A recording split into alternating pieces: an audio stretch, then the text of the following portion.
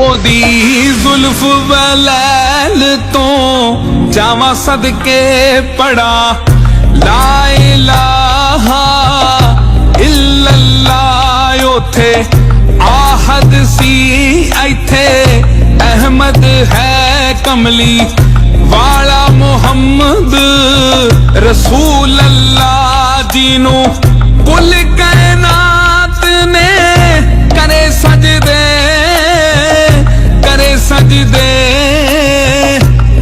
सजदे ले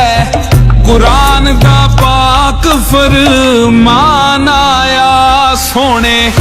नबी दियां सिफतां की आखां कुल नबियां दा सरदार आया। ओहो बोले ते अल्लाह पिया बोलदा ए कैसा नूर इलाही उस रब दा ए दीने जग विच पैदा इस्लाम कीता ओनू फिक्र यारा साडे सब दा ए मन कुंतो दा नारा जी ने मारिया सी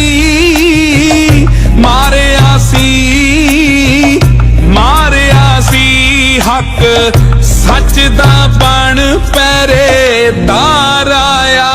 सोने नबी दियां सिफतां की आखां कुल नबियां दा सरदार आया। पंज तन पाक जाएस जहान उत्ते ना कोई होया ते ना कोई होवना ए जेड़े कलमे नू पढ़ के मन देना ओना हशर दे हाड़े बैठ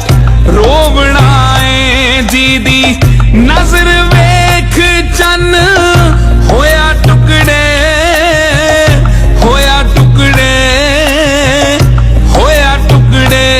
ऐसा चन्ना चो चन बा कमाल आया सोने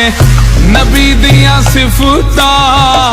की आखां कुल नबियां दा सरदार आया जीदा आसरा कुल बेसहारे आनू ऐसा विच मदीने गम खार आया सोने नबी दियां सिफतां